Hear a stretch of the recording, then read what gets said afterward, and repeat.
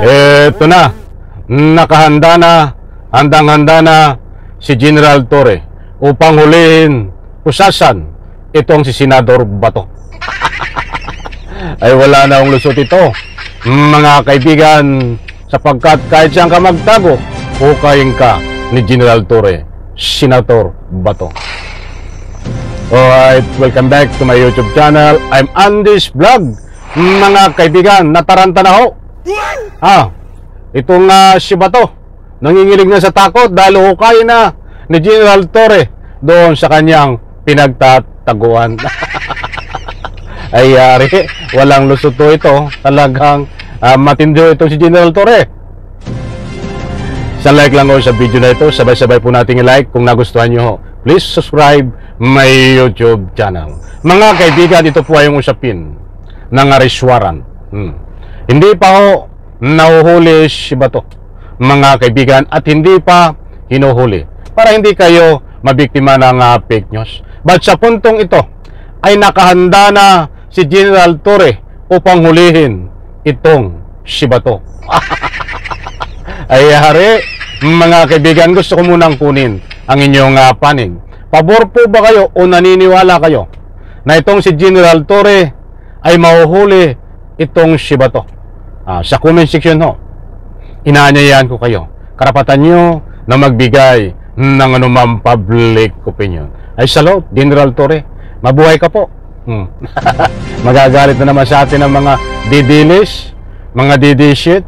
Hindi lahat, dahil sinasaluduhan natin si General Torre.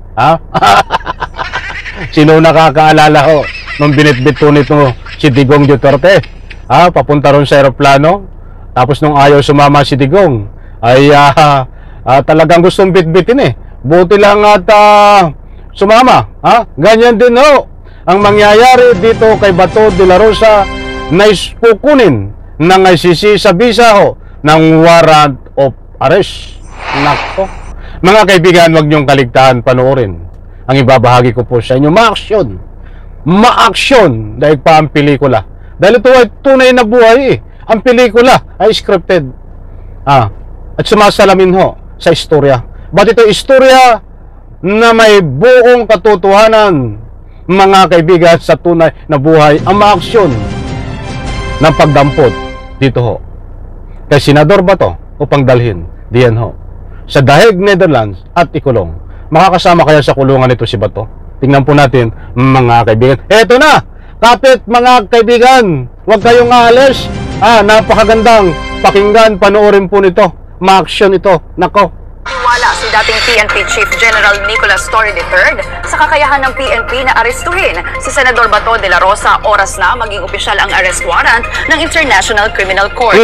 Ayon kay Torre, bagamat hindi pa siya direktang inuutusan, buo ang kanyang kumpiyansa na kayang tuparin ng PNP ang anumang ipag-utos nito. Ayan o mga kaibigan, napakaliwanag. Yan o si General Torre, kung makikita nyo po, mga kaibigan, talaga nakapwesto.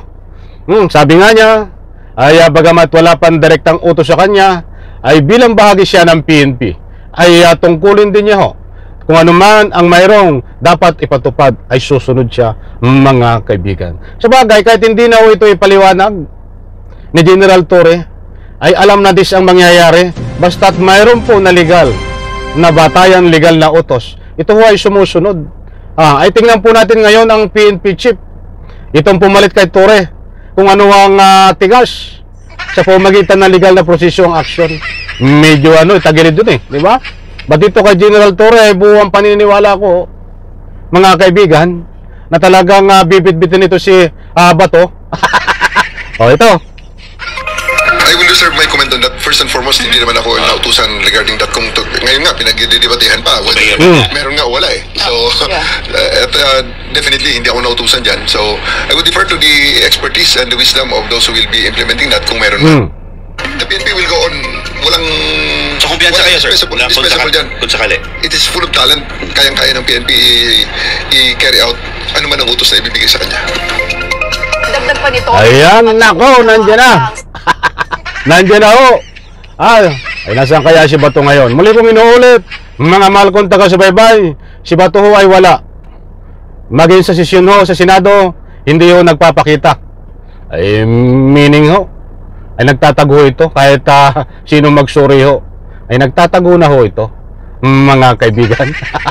Kayang ka ni General Torre. Nakaw. Ito. Sa loobin ng mga taga-suporta ni dating Pangulong Rodrigo Duterte, naniniwala naman siyang tama ang naging desisyon niya sa pag-surrender kay Duterte sa ICC. Naintindihan natin ang naintindihan ko sa loobin ng mga supporters ni former President Duterte.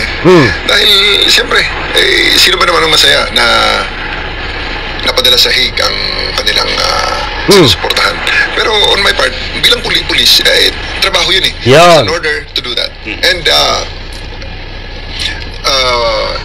hindi ko natatapusin. Medyo mahaba yung interview kay General Torre. Ang importanteng mahalaga ay naibagi ko po sa inyo itong plano. Ito po ay planado, mga kaibigan. Alangan namang basta na lang sumabak ang ating kapulisan ng walang konkretong plano. Secret plan. Abangan po natin. Dahil tulad ng sinasabi ko, muli kong ulitin, may hawak po ng kopya ang ombudsman, siya nagsiwalat na mayroon pong arrest warrant.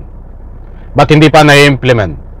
Hindi po nagkakaroon ng confirmation galing sa ICC na naglabas sila ng arrest warrant.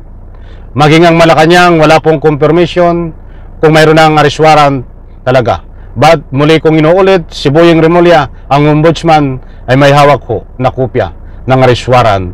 But hindi po pinaliwanag kung saan galing, mga kaibigan. Matandaan po natin, muli, naunawaan ko ang ICC na ito ay ayaw ng Bulgar eh.